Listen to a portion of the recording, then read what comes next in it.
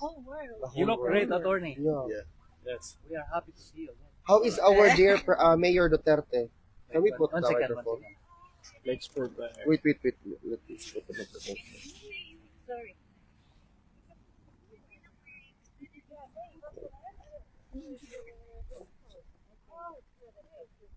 1 minute. Yeah, it's okay. Yeah, here is okay. Dito kayo pakinggan.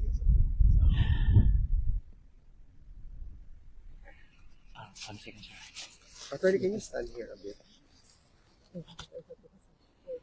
The two mic. It's okay. Okay, two more, yeah. Here a bit. Here a bit. Thank you. Is it okay if they can see your ID or? I've got no problem with that. Yeah. Okay, they know they're there. Okay na? Yeah. Just not my paunch. Anyway, let's go. Attorney, Good morning. Good morning. Yeah. How's the... Former President Duterte is in good spirits, as usual. He's always happy to see his defense team. And we're working on his case. Thank you, sir, for that.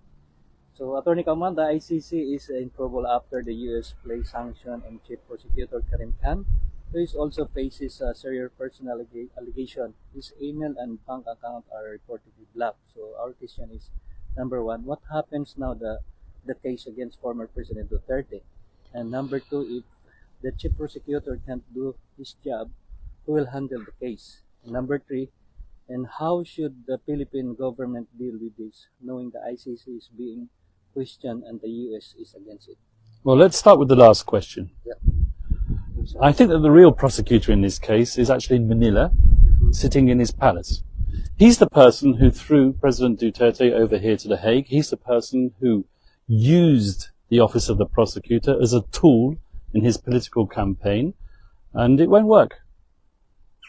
Now, regarding the sanctions, the US sanctions, these were imposed. I don't think it has anything to do with the Philippines situation. As you may be aware, President Trump is pretty annoyed with the ICC because of the investigation into what so-called Palestine situation. And he has said, quite frankly, that anyone who targets the United States, who targets United States allies, and for all intents and purposes that is Israel, and Prime Minister Netanyahu, they will be subject to sanctions. Now, at the present moment in time, these sanctions are only affecting one person in particular. That's the Chief Prosecutor, Karim Khan, who has now suspended himself because of the allegations of sexual misconduct. I'm not going to go into those allegations. It's not my role to pass judgment. But he is being investigated by the United Nations, and the United Nations Office of Internal Oversight Services will come back with their decision on the matter in due course. And then whatever happens to Chief Prosecutor Khan will happen. But the person who is handling the case at the moment is the Deputy Prosecutor, that's Mame Niang. And he has overall control of the case, and he is the person who is now signing off on documents in President Duterte's case. However, on an operational basis and on a day-to-day basis, the person interacting with the defense is an experienced American prosecutor. I'm not going to mention his name, but he's a professional prosecutor. We just hope that the deputy prosecutor himself will take the time to learn the case and also interact with the defense, because just as I am accustomed to interacting with the former chief prosecutor, I expect that the deputy prosecutor who has now assumed that role will interact with me. Attorney, with respect to the application or the motion that you filed pertaining to the disqualification of 2 of the 3 judges, we are awaiting the result of that. Do you have insights, or were there already information with respect to the result from the plenary session? Well, let's get this straight. I'm defense counsel. I don't sit in chambers. I'm not a party or a fly on the wall in the discussions of the judges themselves. The judges, as you will be aware from the decision which was issued, have been required, I'm talking about the 2 judges who the defense requested to disqualify, have been required to make their observations by a certain date, and that was yesterday.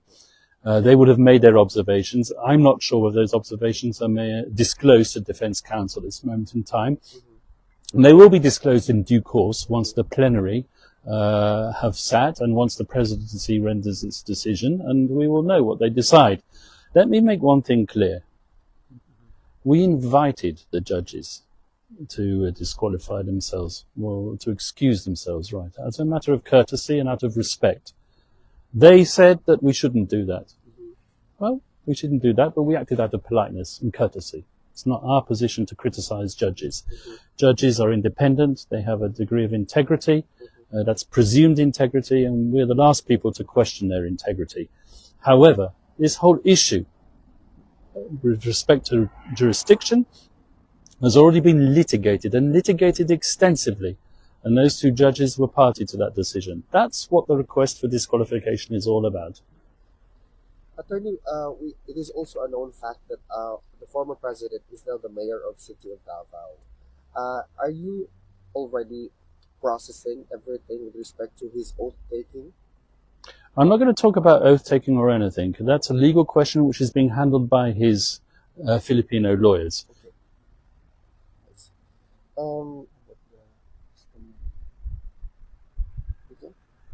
73 days. Oh yeah, he's been there for 73 days already, held inside the ICC detention facility, attorney. Do you think that we're looking at years or hopefully the soonest possible time that he'll be released? As far as I'm concerned, it's always the soonest possible. As I've told you many times before, there are certain preconditions which have to be met before an individual can be released at the ICC. It's not like one of your run-of-the-mill criminal cases where you can post bail and just get out and go home. No, in order for someone to be released here, there has to be a willing state party capable of receiving him onto its territory. And that's what we're looking at. It's a long process. It's something which requires a certain degree of diplomacy. And let me just come back once again to this whole issue of the elections. Okay, people miss the point. The former president won a landslide victory. Yes. As far as I'm concerned, that's a finger in the eye to the people who threw him over here. Correct. That's the real point of the elections. It was a protest vote. Yes. Attorney, with respect to the prosecution's request or motions, twice they were granted that the presentation of witnesses will be extended. What is the implication of that with relation to the longevity of the trial in general? Well, perhaps if we feel that we've been disclosed statements and witnesses, evidence at a late stage, then it could formulate a request on my part for the postponement of the confirmation hearing, but I'm not asking to postpone the confirmation hearing at the present moment in time at all. In fact, I'm quite happy for it to be brought forward, and I wish it would be. Yeah. Because currently, attorney, there has been a report that one of the senator of the Philippines found out that there were ICC investigators already in the Philippines right now trying to ask retired policeman or policeman to sign a, what do you call that? An affidavit. Yeah. To strengthen their case here in the ICC. Is this also in line with the particular request that they have to delay the presentation of the witnesses? I don't know what's going on in the office of the prosecutor. I've heard these allegations. I'm certainly not going to comment on the evidence in a media interview. I'm not allowed to do that, and I do not propose to do that. But I've certainly heard of these allegations, and they will be processed by the defense team and used in due course. Should the government of the Philippines, the president himself, request for the ICC that our former president be brought back to the Philippines, can that be facilitated? Yes. Thank you. Attorney, is there something that you want to address the Filipino community all over the world with respect to what's happening, what we see as an illegal detention and a curtailment of his freedom as a Filipino citizen? I want to tell the Filipino community around the world who support the president to keep your spirits up, to support him, but to support him lawfully, yes, and with all respect for due process, the judges and the victims, who I've said time and time again have an important role to play in this case, yes, and they have a right to have their voices heard. So respect that. Has nothing to do with his innocence, We will fight for that, and we will hopefully bring him home soon. Thank you very much. Attorney. Have a great day. God bless you, sir. Oh, Attorney, our microphone. Attorney, it's Thank you, our sir. pleasure Thank you, to be able to talk to you again. Thank you so much. okay.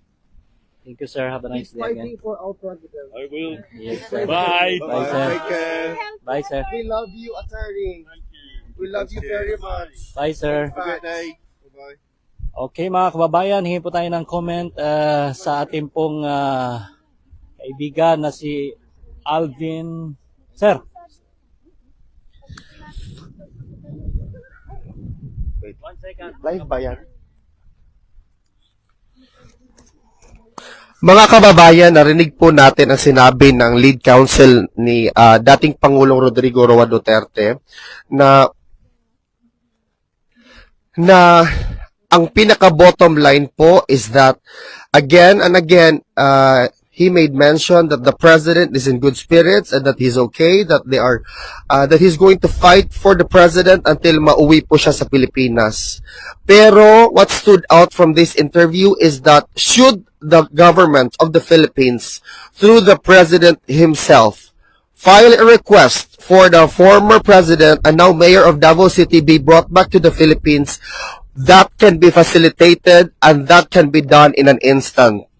Mga kababayan, also, the result of the election, which just concluded, is a reflection of the voice of not only thousands, but we are talking of a landslide victory for the former president to be voted as mayor of Davao. Huwag po tayong mawalan ng pag-asa. Huwag po tayong mawalan o mahinaan ng loob sa mga nangyayari, although it is a reality that has been held in detention for for already 73 days, and that's a lot telling of the speed of the justice and the speed of the proceedings taking place dito sa ICC. Napaka-importante po na ipagdasal natin si Pangulong Duterte at para po magbigyan po siya ng strengthening his mind to go through this whole proceedings, mga kababayan. At irespeto po natin ang judicial proceedings, irespeto po natin ang opinion ng mga judges, irespeto po natin ang mga nangyayari ngayon. Kasi this actually involves a lot of elements. Kung i-review nyo po ang interview, malalaman po na actually this can be, concluded immediately if the President of the Philippines, President Bongbong Marcos, will ask that he'll be brought back to the Philippines. It can be facilitated, and you should do this, Mr. President. As a matter of courtesy to a former president, a Filipino citizen, who was illegally or viewed by a lot of people, taken or brought to the custody of ICC. Yun po ang update ngayon, sir.